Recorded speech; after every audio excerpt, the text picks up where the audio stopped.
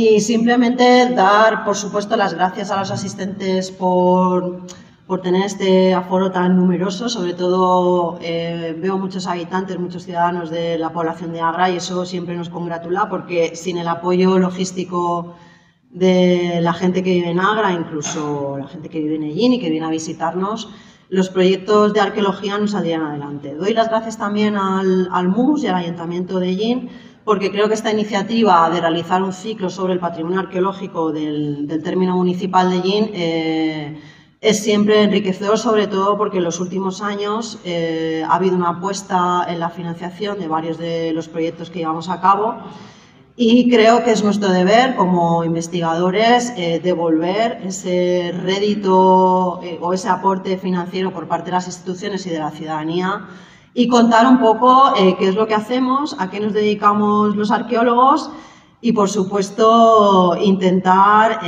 identificarnos con la historia de nuestras poblaciones. Bueno, como decía Pablo, nosotros vamos a contar hoy las novedades de Loma Eugenia. Es cierto que es un yacimiento que llevamos investigando varios años, pero en concreto las excavaciones son bastante recientes. Llevamos, creo que son, si no me equivoco, Marta, 3 campañas, con lo cual aún no tenemos muchos resultados, pero sí evidencias de una cosa que nos interesaba mucho, y era visibilizar cómo vivían las poblaciones campesinas en época visigoda, más allá de la población que vivía en el centro urbano, que, como ustedes saben, era la sede episcopal de Elo, en el Tolmo de Minatela. Por eso he articulado un poco la charla en 3 pilares, o en 3 patas que yo creo en las que debemos enfocarnos como gestores e investigadores del patrimonio. Una primera pata, por supuesto, la investigación. Sin investigación, sin el desarrollo de estos proyectos arqueológicos, no conoceríamos nuestro patrimonio y, por tanto, nuestra historia local o regional. En este caso nos vamos a centrar, como les digo, en Loma Eugenia, pero primero contextualizaremos un poco qué pasaba en el campo de Ellín cuando el Tolmo era una sede episcopal, que quizá es una de las líneas de investigación menos conocidas. Pero luego haremos una reflexión, creo que nuestro papel, una segunda pata sería la de la difusión, y creo que actos como estas conferencias o incluso actividades que vamos a ver que hemos ido realizando a lo largo del proyecto son necesarias para dar a conocer lo que los investigadores desde la parte más científica nos interesa darlo a conocer para generar esas identidades. Y por último, una tercera pata en la que ya, digamos, los investigadores estamos menos implicados, pero creo que también podemos aportar, es el de la conservación o la puesta en valor, ¿no? Desde los museos como el MUS o las administraciones públicas, los servicios de patrimonio, hay que apostar por, más allá de la investigación de un patrimonio arqueológico y su difusión, intentar conservar y visibilizar con la valorización de los restos. Bueno, un poco empezando por esa primera pata, la investigación, que es lo que más controlamos nosotros. Como decía Pablo, la investigación de los últimos años, si yo les pregunto a cualquiera de ustedes dónde está el Tolmo y qué había en el Tolmo, prácticamente todos conocen el Tolmo de Minatela. Por supuesto, es un centro urbano referente en muchas épocas, en época romana, época visigoda y época islámica, pero quizá lo que más se ha visibilizado en la investigación, porque hemos tenido la suerte de excavar justo la parte importante de la sede episcopal, ha sido el contexto visigodo. El contexto visigodo del Tolmo es muy importante, pero digamos ha focalizado la investigación en los últimos años, y entonces desde el propio proyecto Tolmo y luego los que nos dedicamos, como decía Pablo, a entender cómo se vivía en el campo, qué hacían las poblaciones rurales en época romana, en época visigoda, en época islámica y más allá, porque además el campo de Ellín, su base económica siempre ha sido la agricultura, pues los que estábamos interesados en ese ámbito, tenemos la suerte de que en los últimos años hemos podido centrar la mirada a ese poblamiento rural, ¿no? Al territorio del Tolmo. Creo que mi compañera Marta Torres la semana pasada Ya les contó un poco en qué se está dedicando para su tesis doctoral. Esos son las nuevas generaciones, los que nos van a superar a nosotros y van a aportar mucha luz a toda esta problemática, pero de momento vamos a ver qué conocemos de ese territorio del Tolmo, del campo de Yinto Barra, sobre todo a partir del final del mundo romano en adelante, y en el contexto visigodo.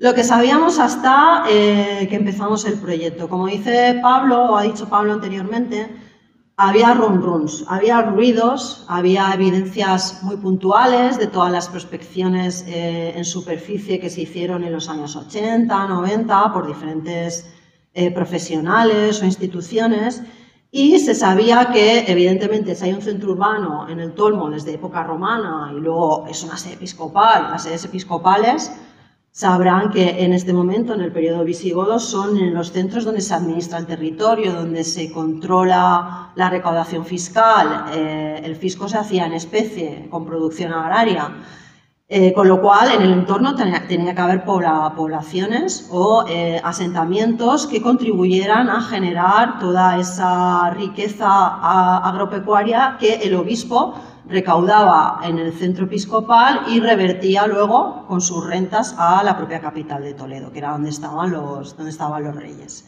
Bueno, pues sabíamos que había evidencias, ¿no? Sabíamos que desde el final del mundo romano, que lo podemos situar básicamente a finales del IV, principios del V oficialmente, pasan varias cosas. Las poblaciones rurales empiezan a transformar su territorio y sus asentamientos. ¿Qué es lo que sabíamos? Sabíamos que algunas villas romanas, esas haciendas rurales de grandes propietarios latifundistas que se empiezan a construir en el siglo III o IV, cuando se produce el éxodo de las ciudades romanas y esos grandes élites se van al campo, muchas de esas villas romanas, como la de Yin, la de Zama y demás, algunas se abandonan definitivamente, parece, pero otras tienen un ruido de continuidad. No porque los propietarios de esas villas sigan viviendo en ellas, porque muchos de ellos vuelven a las ciudades o a asentamientos estratégicamente bien situados, pero la población, los trabajadores, los dependientes de esas villas seguían viviendo en ellas. ¿Qué detectamos también? Bueno, pues hay unos nuevos asentamientos donde esas élites tardorromanas, ahora tardoantiguas, a partir del V, VI, se van a trasladar más allá de las ciudades y se construye una especie de castra o turris, que son como los primeros castillos. No deben imaginar un castillo feudal, eso es posterior, pero sí son asentamientos en altura que normalmente se ubican en zonas cercanas a las vías de comunicación, para el control de militares, etcétera, etcétera. Bueno, pues había alguna evidencia. Ahora veremos algunos ejemplos. Y hay una tercera categoría, que es la que a nosotros nos interesa, que son los asentamientos campesinos, los pueblitos, las aldeas campesinas. Algunas surgen ex novo, es decir, en sitios donde no había habido poblamiento antes, pero la gran mayoría sabemos que van a ubicarse en espacios cercanos a las antiguas villas. ¿Por qué? Porque lo que interesaba eran los espacios agrarios fértiles, los que ya se habían cultivado en época romana, y esta gente no es tonta, esta gente busca los espacios productivamente más potenciales, y aunque no vivan sobre la villa, generan hábitats o asentamientos cercanos a esos espacios productivos. Bueno, pues Loma Eugenia sería uno de estos casos. Y luego hay una cosa muy curiosa, viendo siempre en la Londuré, la diacronía del tiempo, saben que el Tolmo es una medina islámica, tras la conquista árabe y bereber, el famoso Pacto de Turmil de 713, que hace que la población pueda seguir residiendo en el Tolmo, pero se genera una ciudad de estilo musulmán, de estilo islámico. ¿Qué pasa con el campo? Es que ya no cultivan. ¿Por qué digo esto? Porque de momento no detectamos, si no me equivoco, Pablo, ningún asentamiento o alquería o aldea campesina que tenga que ver con el establecimiento de población islámica en el entorno del Tolmo. Es decir, las aldeitas de época visigoda, como Loma Eugenia, veremos cómo no van más allá de mediados finales del siglo VIII. Es decir, se abandonan. Veremos luego cómo explicamos los arqueólogos ese proceso. Lo siguiente que encontraríamos ya de época islámica en el entorno del Tolmo es el Castellar de Sierra, pero eso es una problemática ya muy diferente. Estamos hablando ya del siglo X, pero hay una evanescencia de poblamiento rural o campesino entre el final de estas aldeas visigodas y el periodo califa del siglo X. Con lo cual tenemos un siglo, siglo y medio, donde de momento no tenemos evidencias. Ejemplos de todo esto, la Villa de Llín. Es cierto que ahora estamos revisando materiales, sobre todo Marta Torres, para su tesis doctoral, y no podemos asegurar que no haya algo de continuidad en la Villa de Llín, pero por el momento, a la luz de los materiales que hay en el Museo de Albacete y las investigaciones que se llevaron a cabo en los años 80 y 90, parece que la Villa de Llín era una gran hacienda romana. Todos conocemos los mosaicos de la Villa de Llín, el mosaico de las estaciones y demás, es decir, había unos ricos propietarios en esta villa, pero parece que no hay materiales o secuencia que sobrepase el siglo III, como mucho principios del IV, es decir, es una villa que se abandona. Este sería uno de estos modelos que tenemos.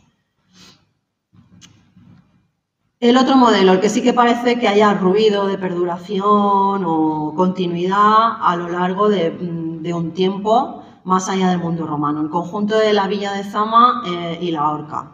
Es una villa, una gran hacienda romana con unos ricos propietarios, parece, no está excavada solo una parte muy pequeña, pero parece que tenemos evidencias materiales que nos hablan de ocupación, probablemente de población campesina, en el siglo VI hasta el siglo VIII, probablemente. Tenemos ahí algunas monedas islámicas, materiales, y bueno, todas estas cosas quizá las empecemos a corroborar a partir de este año, porque imagino que la semana pasada ya lo comentaron, vamos a comenzar un proyecto de prospección en Villa de Zama, y queremos un poco arrojar luz también a este tipo de casos para, más allá de conocer una aldea campesina de época visigoda, es decir, monofásica únicamente, ver qué pasa con estas villas y qué población se establece aquí después del abandono de estas élites romanas. Esto es un poco lo que le pasaría a lo mejor a la Villa de Zama, lo veremos, ¿no? Esto es un proceso que estamos viendo en prácticamente muchas de estas villas romanas a partir del siglo V, siglo VI, que se abandonan como vivienda señorial, pero se siguen utilizando, estableciéndose población campesina. Nosotros en la villa de Balazote, ayer dábamos una charla en el Museo de Albacete precisamente de esto. Es un proyecto que llevamos a cabo también desde hace unos años y hemos detectado esto, cómo se va transformando la villa, la reaprovechan para hacer espacios domésticos nada lujosos, son poblaciones que están explotando los campos fértiles de la antigua villa, pero la readaptan a sus necesidades. Esto es un poco lo que nosotros esperamos encontrar en Zama, pero ya les contaremos a partir del año que viene, en el siguiente ciclo, o bueno, esperemos que pronto. Otras evidencias, pasamos un poquito así rápido para centrarnos en la homogénea, que es lo que interesa. Pero para que vean que el poblamiento rural de los contextos tardoantiguo y altomedievales del entorno del Tolmo se saben muchas cosas, pero nunca, o de momento no nos habíamos metido en profundidad en ninguna de ellas. En Alboraj ya está en Tobarra, salimos un poquito fuera de Llín, pero históricamente sería parte del territorio del Tolmo, de la diócesis de Elo. Es un caso curiosísimo, que además le tenemos muchas ganas, pero como está en Tobarra, de momento pues nos quedamos en Ellín. Pero es uno de estos asentamientos que les decía en altura, donde probablemente parte de esas élites tardorromanas, de las antiguas villas, se establecerían y construirían una arquitectura que nada tiene que ver con lo que estamos viendo, por ejemplo, en la homogénea en las aldeas campesinas. Pues arquitectura de prestigio, utilizan sillares, normalmente tienen defensas, una cosa parecida al Tolmo pero en pequeñito. Y son puntos de control del territorio, probablemente ayudarían a las ciudades incluso a ese cobro de impuestos. Y bueno, de momento tenemos evidencias en Alboraj, como ven ahí, de hecho el propio topónimo Alboraj es un topónimo árabe que significa torre, con lo cual nos está hablando de un posible asentamiento de tipo turriforme o de tipo castrum, y además el material nos está informando, el material en superficie nos está informando de que es un asentamiento con continuidad, no como estas aldeas campesinas visigodas que veremos ahora.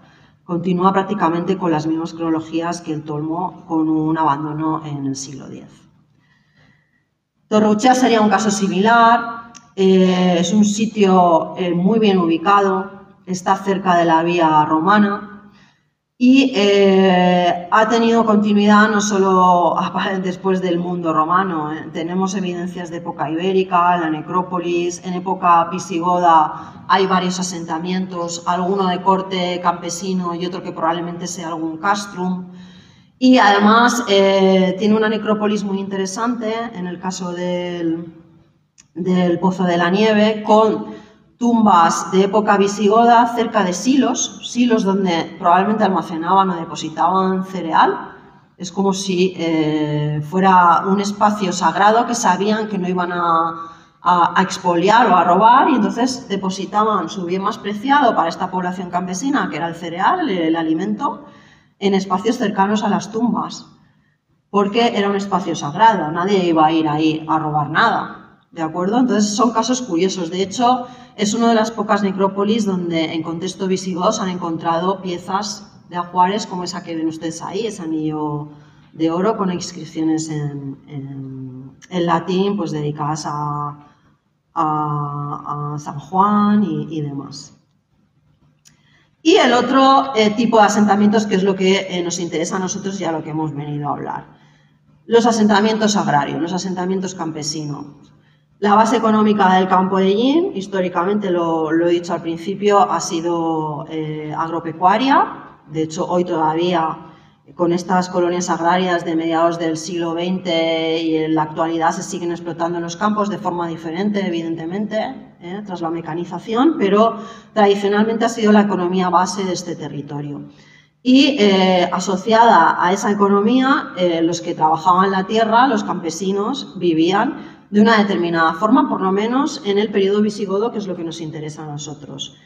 Hemos detectado asentamientos que se generan ex novo, es decir, en espacios donde no había habido asentamientos romanos, ni ibéricos, ni nada por el estilo, como esta aldea de Lomarencina, que está en la frontera entre Tobarra y Hellín, pero creo que pertenece a Tobarra, si no me equivoco, que nosotros pensamos que es un asentamiento campesino, pero además explotaba cal, porque hemos encontrado algunas estructuras en superficie que parecen caleras, hay topónimos antiguos en el topográfico nacional del siglo XIX que habla de casas de los caleros, etc.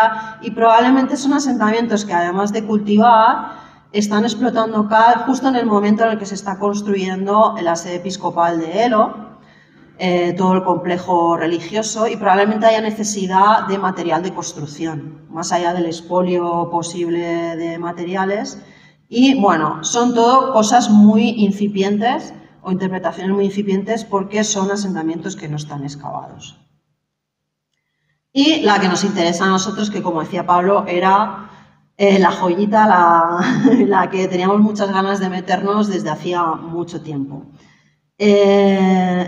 Loma Eugenia. Loma Eugenia es un asentamiento que sí que está construido ex novo, es decir, se funda o se origina este poblado a finales del VI, principios del VII, pero en un entorno ya ocupado anteriormente por población romana, por los propietarios de la famosa villa de Agra, de la que tenemos noticias de la aparición de algunos hallazgos de mosaicos en el XIX y demás, aunque las estructuras de la villa de momento no se conocen.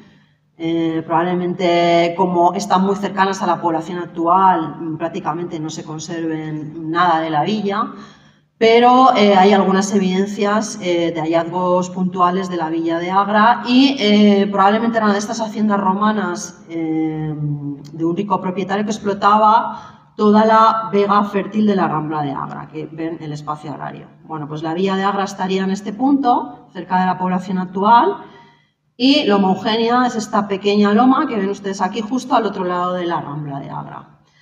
Evidentemente siguen cultivando los mismos espacios, los que son fértiles, donde están las fuentes de agua, la fuente de la Pioja, etc.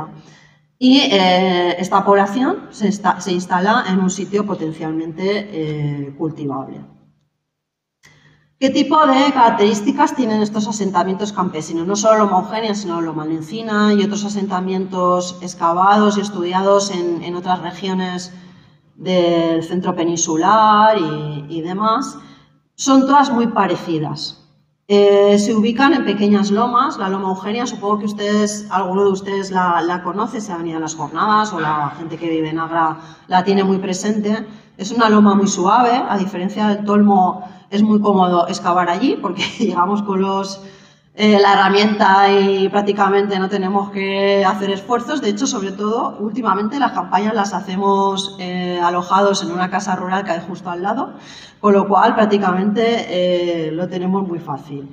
Es una pequeña loma, normalmente son lomas que no tienen defensas, no tienen murallas, son asentamientos de carácter abierto, porque tienen que tener presente que el trabajo, la jornada agraria hace que estés muy pendiente siempre de los espacios de huerta, los espacios intensivos, y siempre se establece la población muy cerquita de los espacios agrarios y se están, digamos, mirando a todos esos espacios y no tienen necesidad tampoco de construir perímetros defensivos ni nada por el estilo. Probablemente si hay momentos de crisis militar, que en este periodo no lo hay, quien haría las veces de proteger a esta población sería la población del Tolmo, incluso residirían en el Tolmo en momentos de inestabilidad, pero ya les digo que es un periodo bastante estable, ¿no? Son hábitats bastante pequeños, no tienen una gran extensión, como mucho 1 o 2 hectáreas. En el caso de Loma Eugenia hemos calculado que tendría como unos 6.000 metros cuadrados de extensión y suelen tener una necrópolis, un cementerio asociado muy cerquita, ¿de acuerdo? Y por supuesto con terrenos aptos para la agricultura. Bueno, aquí he puesto un mapa donde se ve dónde se ubica Loma Eugenia y cuáles serían las posibilidades agrícolas del entorno. No nos vamos a detener, estas son cosas que ya conocemos. Pues tiene espacios de huerta, espacios de secano, etcétera, etcétera. Pastizal, porque es una zona muy relacionada con la transhumancia ganadera, con la cabaña ganadera. Y les he puesto aquí un par de imágenes muy curiosas que nos hablan un poco de cómo se ha ido transformando el paisaje. Los que nos dedicamos a la arqueología del paisaje echamos mano muchas veces de fotos antiguas, de cartografías antiguas, porque hasta la mecanización de los años 50 del campo prácticamente las estrategias de producción han sido las mismas. Y esto lo demuestra estas imágenes. Tenemos un vuelo, que es el vuelo Ruiz de Alda, que se hace en el 29 en toda la cuenca del Segura. Aquí tenemos Loma Eugenia.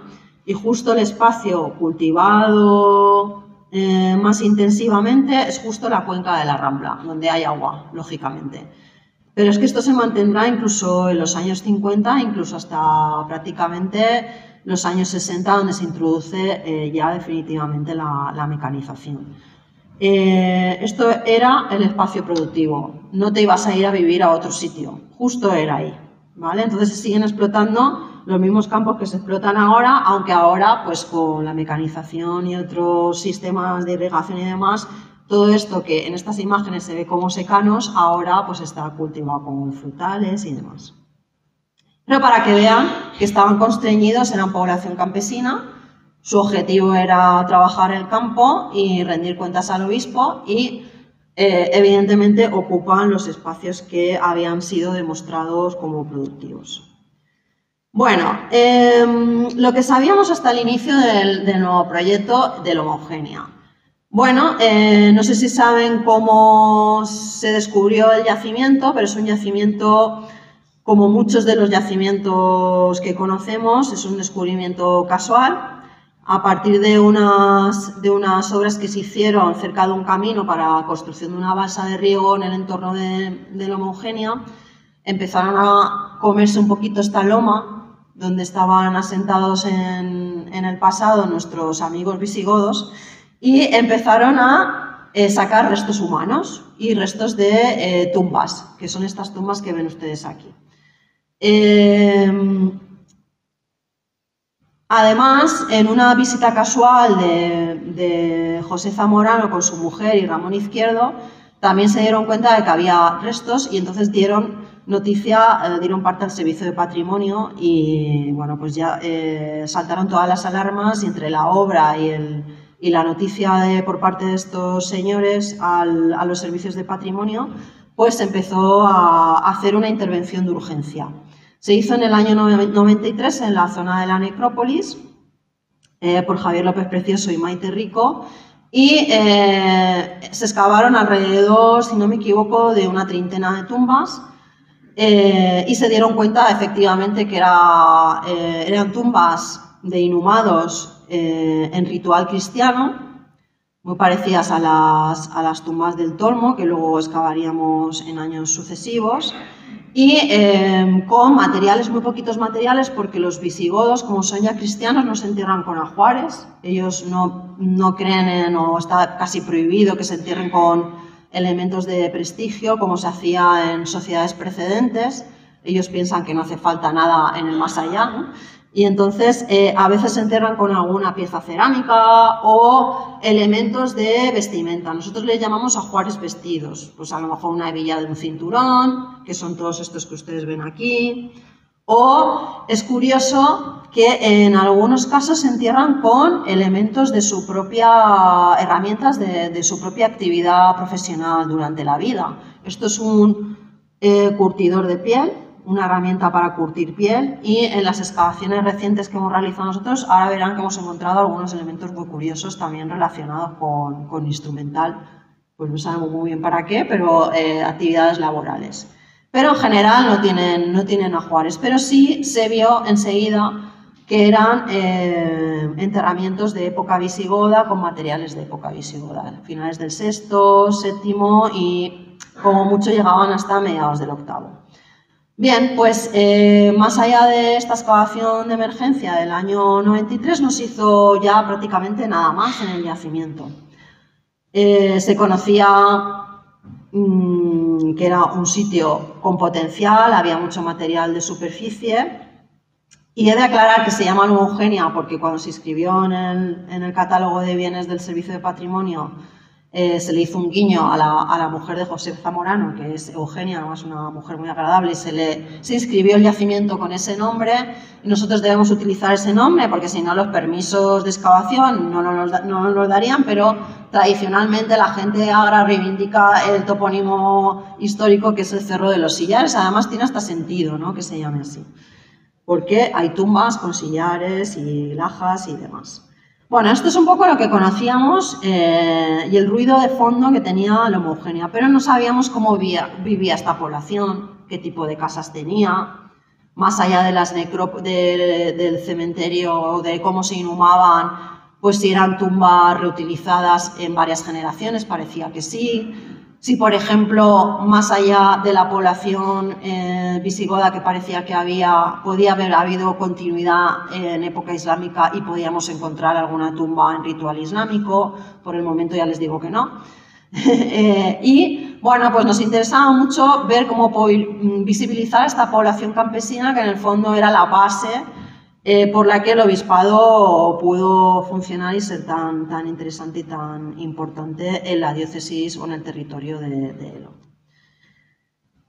Comenzamos un proyecto. Es verdad que antes del proyecto financiado por el Ayuntamiento de Ellín, nosotros siempre habíamos estado interesados en el poblamiento rural del campo de Ellín y habíamos hecho algunas actuaciones siempre codirigidas con mi compañero Pablo Cánovas, Victoria Morós y recientemente hemos incorporado a Marta Torres porque hay que incorporar a las nuevas generaciones y a los que van a trabajar la tierra sobre todo, ¿no? Y ya hicimos algunas prospecciones en superficie en el entorno en el año 2013, alguna prospección geofísica que no sé si conocen, son estos aparatos que a veces utiliza la Policía Nacional o la criminología para encontrar a veces cuerpos y demás, que son unos aparatos que te mandan un radar en el subsuelo y te dicen o te detectan si hay posibles estructuras enterradas. Bueno, pues como ven, estábamos moviéndonos siempre por el entorno, intentando hacer una metodología no invasiva, porque desde la arqueología hay muchos métodos, tenemos metodologías no invasivas, como son las prospecciones, y la invasiva, que es la excavación, que es necesaria para corroborar lo que en superficie de forma menos fiable podemos detectar, pero siempre hay que intentar aproximarnos al territorio y a los yacimientos con esa aproximación invasiva primero, ¿vale? Para un poco ver si vale la pena meterse a excavar o no, ¿no? Por ejemplo, nosotros en Zama este año el planteamiento inicial va a ser la prospección precisamente por eso, por un poco detectar cuáles son las áreas potenciales y hacer una estrategia lógica de investigación con unos objetivos muy concretos, ¿no? Yo siempre digo que hay que responder a cuestiones históricas y no excavar por excavar, solo por sacar muros y estructuras para que luego la conservación no sea posible y estemos destrozando el patrimonio, ¿no? Bueno, hicimos algunas prospecciones, geofísica y como ven ustedes ahí en la cronología de los trabajos de campo, en los últimos años, desde el año 2022, con la financiación del Ayuntamiento de Bejín, a que agradecemos siempre la colaboración, hemos empezado ya a excavar en zonas muy concretas gracias a esas prospecciones previas. Esas prospecciones nos ofrecían algunos datos que nos han permitido plantear la excavación con cierta lógica, ¿no? Para responder a preguntas concretas. La geofísica, aquí ven a nuestros compañeros en el 2015 realizando una primera prospección, es decir, que fue una matada absoluta porque no teníamos medios. La prospección la hicieron gratuita porque son compañeros de la universidad, vinieron a hacernos ese favor. Pero claro, la homogénea, los que han estado por ahí saben que tiene bastante broza, tiene mucho esparto, tiene mucha piedra y claro, el carrito está pensado para ir sobre superficies lisas. Pues allí nos plantamos los compañeros, Pablo, mi marido incluso, el que es hoy mi marido, lo llevamos al campo a desbrozar y bueno, estuvimos pasando un calor de miedo y quitando todas las hierbas y todas las piedras para poder pasar el carrito. O sea, que les digo que a veces también es vocacional, ¿no? Pero nos interesaba mucho este yacimiento. Bueno, hicimos la prospección y si se fijan ustedes aquí, bueno, estos son los materiales que había en superficie. También hicimos algún pequeño reconocimiento de la Villa de Agra, la zona de la Villa de Agra. Y bueno, los materiales nos daban siempre las mismas cronologías, finales del sexto, principios del séptimo hasta el octavo. Es decir, es un yacimiento monofásico. Ahí vivieron en época visigoda. Más allá de ese periodo no se vivió. Ahora luego explicaremos lo que pensamos y por qué, ¿vale? Pero en la prospección geofísica, más allá de la necrópolis, que ya sabíamos que estaba donde se excavaron las tumbas en el 93, detectamos estructuras en el subsuelo, que ven aquí, ustedes aquí representadas de forma muy esquemática, porque claro, es un aparato, tampoco te va a dar una imagen, no es una ecografía en 4D, digamos, te da una primera aproximación a posibles estructuras en el subsuelo. Pero nos sirvió para, cuando empezamos el proyecto con el Ayuntamiento de Bejín y con el MUS, elegir las zonas potenciales donde podía haber restos, ¿vale? Planteamos una excavación utilizando la geofísica de entonces y planteamos la excavación en dos sentidos. Por un lado, conocer espacios del poblado, espacios donde la gente o la población vivía, sus casas, posibles espacios productivos, etcétera, lo que nos surgiera, ¿vale? Y sin olvidar la necrópolis. La necrópolis, aunque se excavaron alrededor de una treintena de tumbas, en superficie se veía que había bastantes más. Nosotros hemos calculado que hay alrededor de unas 100 y pico tumbas, que pueden pensar que no es tanto para una población, pero tienen que pensar que son tumbas reutilizadas, como se hace hoy en día, durante varias generaciones. Son tumbas probablemente familiares, se entierra el primer familiar y luego se van reutilizando, con lo cual no sé la población que habría, porque no todas tienen el mismo número de individuos, pero podríamos calcular que a lo mejor unas 300 personas podían vivir ahí, aunque me parece mucho, quizá un poco menos, ¿no? Pero es un cementerio bastante grande. Bueno, pues sin olvidar la necrópolis, hemos ido abriendo cada campaña alguna tumba, sobre todo las que están más expuestas, por evitar también los expolios. y seguir conociendo con las técnicas actuales cómo era esta población. Por ejemplo, dataciones de carbono 14 para saber la cronología. Hemos hecho análisis de isótopos, que es una técnica que se hace ahora para saber un poco qué dieta tenía esta gente. Por ejemplo, se sabe si comían un tipo de plantas u otras, cultivos de un tipo o de otro. Y todo este tipo de baterías de análisis que en los años 90 pues, no existían y no se podían realizar. Y además, he de decir que excavar tumbas es de las cosas que más le gusta a la gente luego visitar y bueno, pues al final siempre vamos compaginando la excavación de ambos ámbitos. ¿Qué es lo que nos encontramos en la primera campaña, en el 2022? Hemos de decir que el asentamiento, el yacimiento, es un yacimiento bastante tocado porque ha sido un espacio agrario hasta que se detectó que había restos arqueológicos, hasta los años 90, con lo cual ha estado cultivado con cereal, porque es una zona de secano, esta zona aquí no es la Rambla, ha estado cultivado con cereal y roturado durante muchos años, muchas décadas.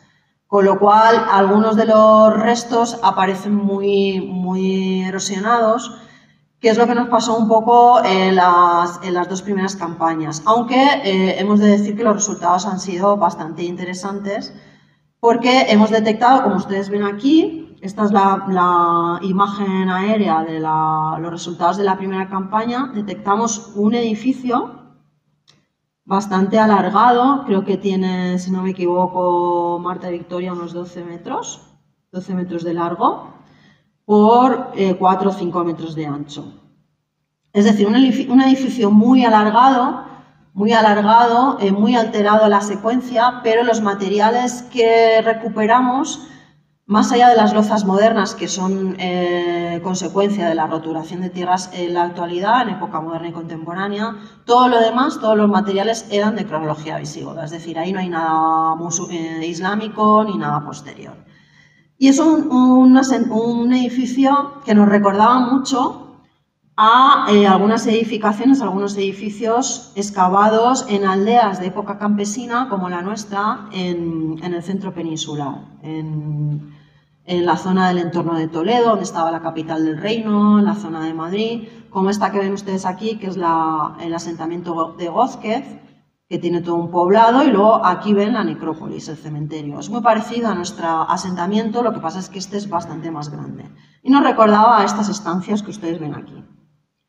Bueno, pues continuamos excavando. He de decir que las excavaciones son lentas, supongo que esto lo saben. Una, porque la metodología debe ser muy precisa. Como les decía, una excavación es destructiva y al final lo que tienes que hacer es documentar cada proceso, cada hecho histórico, cada transformación de los yacimientos que se haya producido a lo largo del tiempo de vida y de abandono. Y entonces las excavaciones tienen que ser muy rigurosas porque no podemos volver atrás. Aparte de todo el pedregal que hay en este yacimiento, que he de decir que con un grupo de 8 personas, la mitad estudiantes en primera excavación, pues claro, tienes que tomártelo con calma y hacerlo bien. Pero bueno, fue muy productiva, aunque estaba muy alterado, porque ahora verán un poco en la siguiente campaña lo que detectamos. En paralelo a esa primera campaña, como les digo, excavamos algunas de las tumbas que veíamos en superficie, por protección y porque queríamos seguir conociendo un poco a la población que había residido en este asentamiento. Aquí ven algunas imágenes. Esta tumba es una de esas tumbas colectivas con varios inhumados. Esta en concreto tenía 3, no sé si había paquete también, no, un paquete, o sea 4, tenía 4 individuos, no, 3, uno era un paquete. Lo que pasa es que el cráneo del primer individuo, que es el que tenían aquí abajo, los cráneos casi nunca los trasladan a los pies. Ustedes saben que cuando se reutiliza una tumba hoy en día se hace igual. El primer inhumado, el primer enterramiento, si ya ha pasado un cierto tiempo, le hacen un paquetito y lo meten en la actualidad en una bolsa a los pies. En aquel momento una bolsa no, lo arrinconaban a los pies, pero el cráneo casi siempre lo dejan en posición. Y van inhumando al resto de los difuntos conforme se van muriendo. En este caso encontramos 3 individuos, 2 adultos y uno alrededor de unos 12-13 años, que es este que ven ustedes aquí último. Y bueno, como les decía, aprovechamos para hacer carbonos 14 y hacer una datación algo más precisa que lo que se había hecho en los años 90 solo con el material. Y efectivamente daba cronologías de finales del séptimo, principios del octavo, en una datación del último enterramiento depositado en la tumba, que por supuesto era el más moderno. En la segunda campaña, como les decía, continuamos en esa habitación alargada, que es esta que ustedes ven aquí, y aunque fue una campaña un poco desesperante porque excavamos todo este espacio que ustedes ven aquí, es un espacio que estaba muy superficial y las estructuras, los muros, prácticamente no se conservaban solo en primera hilada o incluso en la huella en la roca. Pero aparecieron algunos elementos interesantes. Por un lado, dentro del edificio, no sé si se aprecia bien porque está un poco pequeño, apareció esto que ven ustedes aquí, que es una plataforma de piedra circular que nosotros hemos interpretado como un molino, pero no es un molino harinero de tipo unifamiliar, utilizado por una familia, porque nosotros en el Tolmo hemos excavado muchos, y las dimensiones de este molino creo que alcanza los 3 metros de diámetro, son muy grandes para que sean utilizados por una única familia. Y además, en el espacio exterior encontramos algunos dientes de sílex de un trillo, probablemente. Con lo cual, además, está en una ubicación muy cercana a las áreas de cultivo, con una orientación propicia para adventar el trillado del trigo. Y nosotros proponemos que aquí probablemente hubiera un espacio, un edificio productivo utilizado por toda la comunidad que vivía en el poblado y que probablemente era un molino harinero para producir harina. Este tipo de actividades normalmente se realizaban en comunidad, no solo en época alto medieval, sino en época medieval. El gran desarrollo de los molinos harineros, sobre todo los hidráulicos, eran edificios muy importantes para las comunidades campesinas y se gestionaba desde la perspectiva comunitaria, ¿vale? Había un encargado del molino, pero iba la gente a utilizar el molino para la molienda de su propia producción. Eso se ha realizado prácticamente hasta hace muy pocas décadas.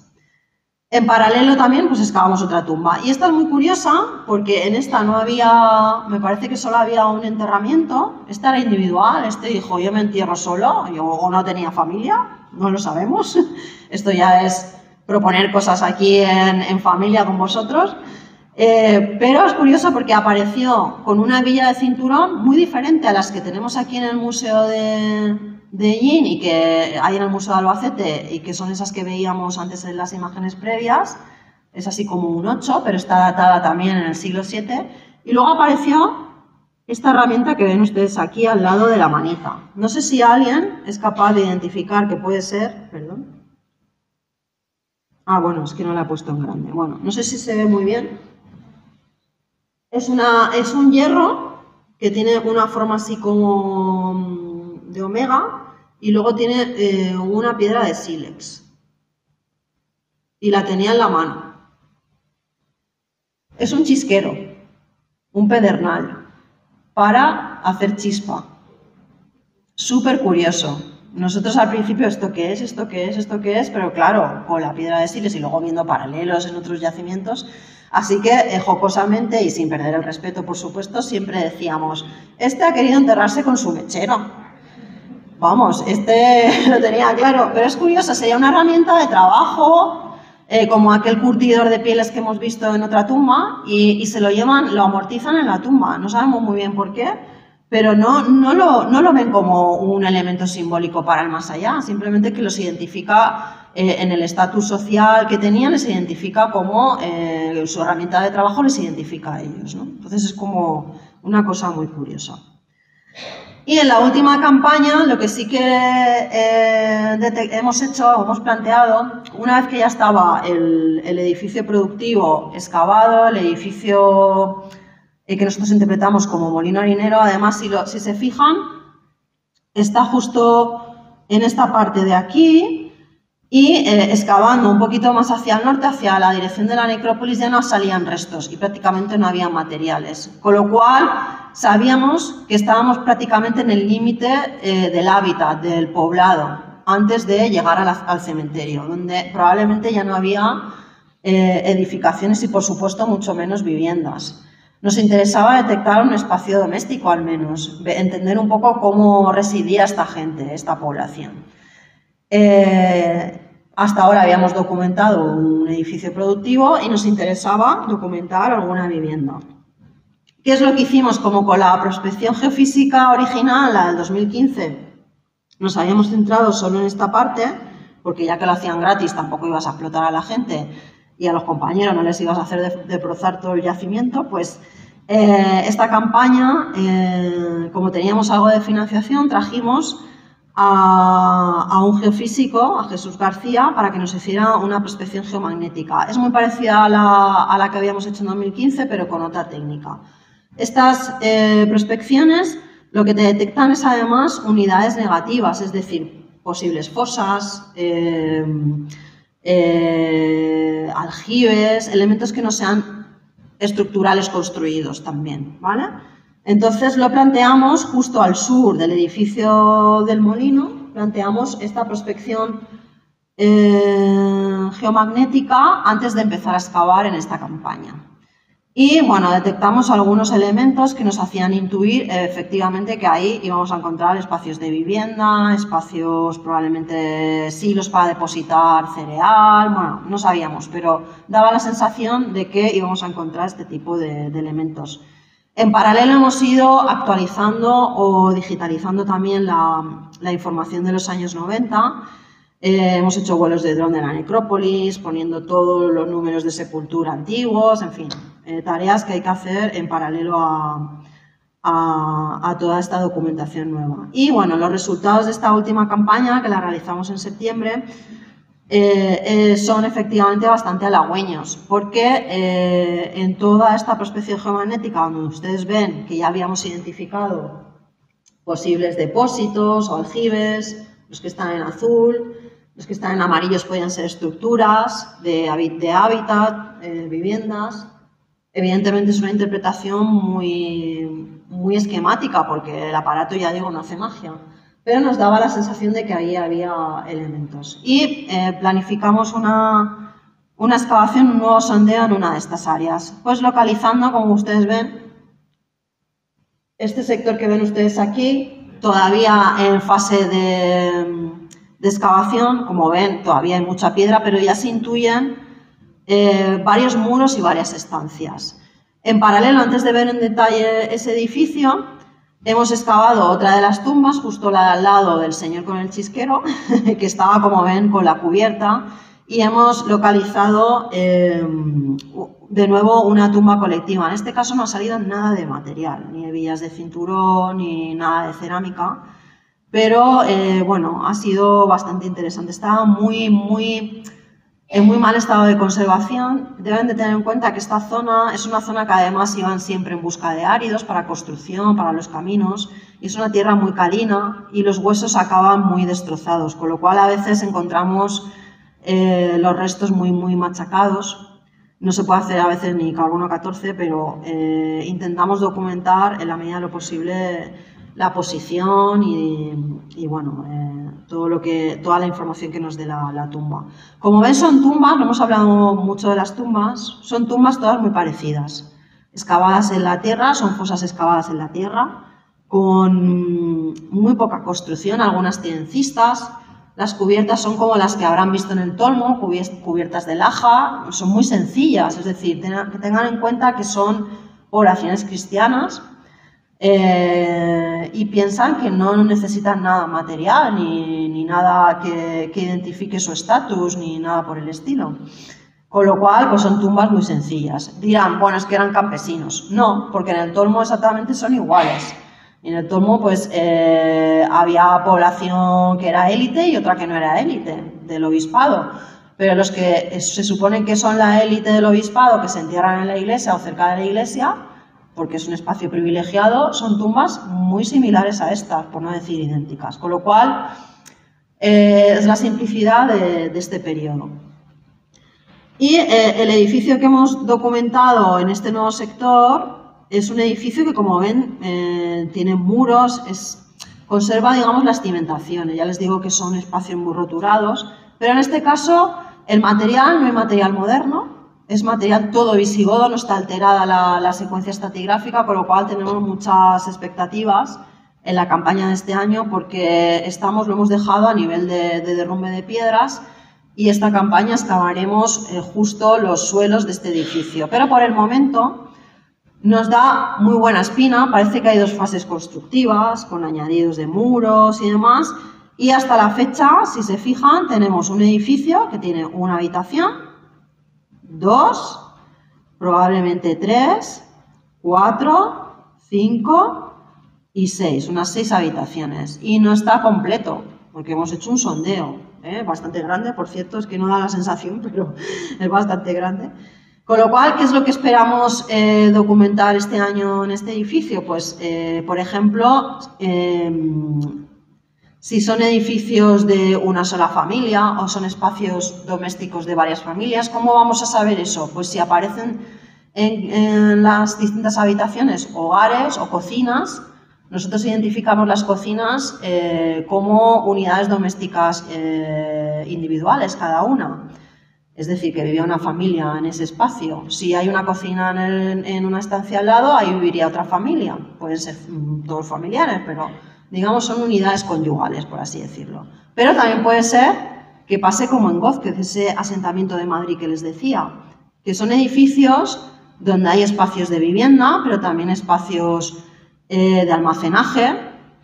Probablemente si hay un patio quizá nos encontremos un silo para almacenar cereal, que es lo habitual, etcétera, etcétera. Eso nos abre un mundo muy interesante porque si hay un silo y se conserva la tierra con alguna semilla, que es lo que suele pasar, podremos analizar lo que se cultivaba, podremos saber qué cantidad de excedente tenían.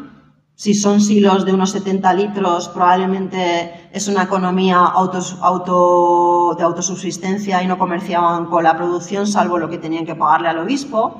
Pero si hay depósitos más grandes o silos más grandes, la cosa cambia, es otro tipo de gestión comunitaria, etcétera, etcétera. Es decir, se nos abre un mundo muy interesante. Y si ya tenemos la suerte de que in situ en los estratos de uso aparecen cacharricos enteros, pues eso siempre nos gusta a todos, ¿no? Así que la perspectiva es esa. ¿Qué podemos decir hasta el momento de todo esto? Pues que es una población campesina, probablemente, bueno, aquí tienen un poco el resumen, es una población campesina.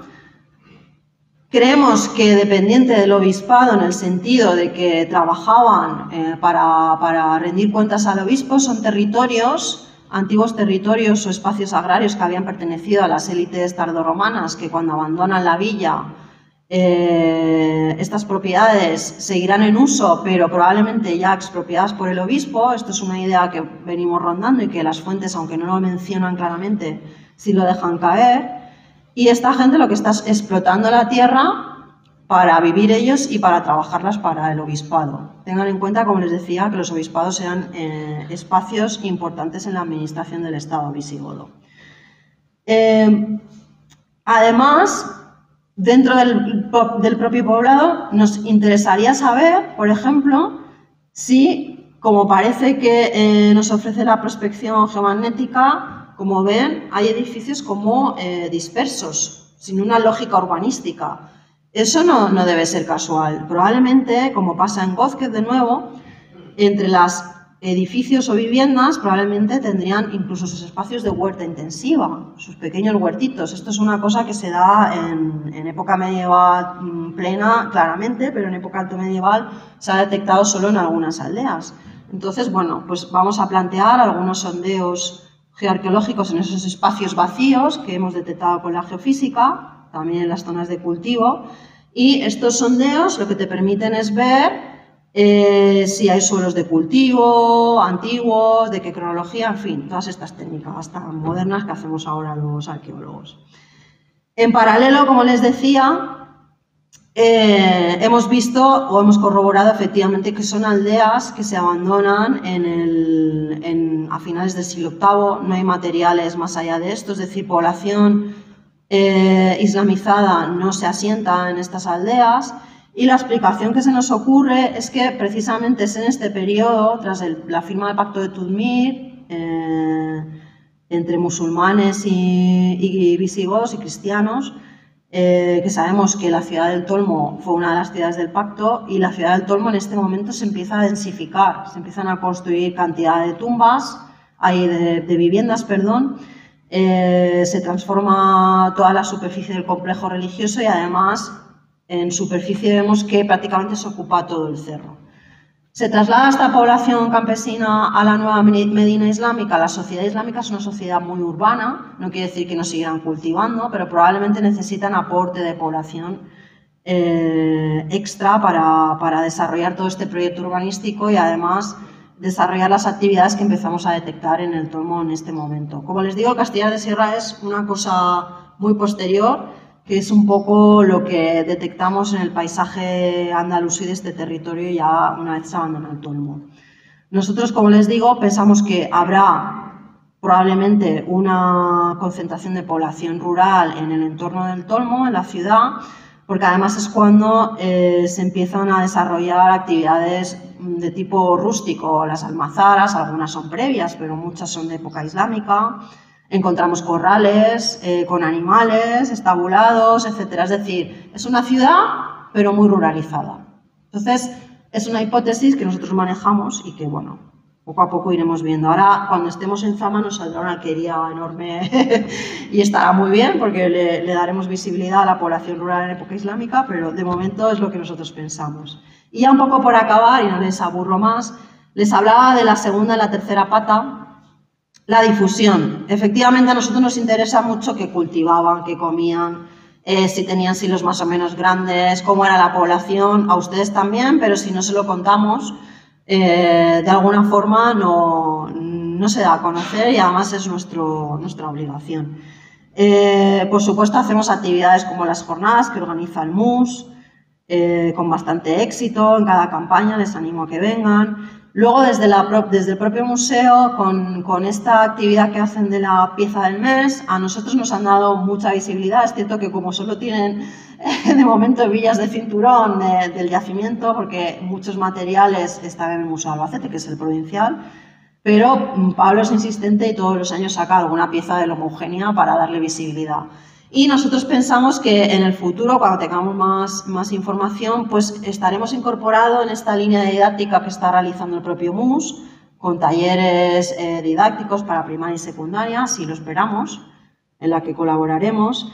Y, por supuesto, toda la difusión que se da en medios de divulgación web, en digitales, en redes. Tenemos un periodista de cabecera que es José Iván Suárez, que de hecho ha ganado un premio con un reportaje sobre los proyectos arqueológicos de Yin, que la verdad es que da mucho gusto porque hace unos reportajes chulísimos. La tele, en fin, todo esto que ustedes ya saben. Damos visibilidad incluso a público especializado en congresos internacionales o incluso en jornadas de divulgación.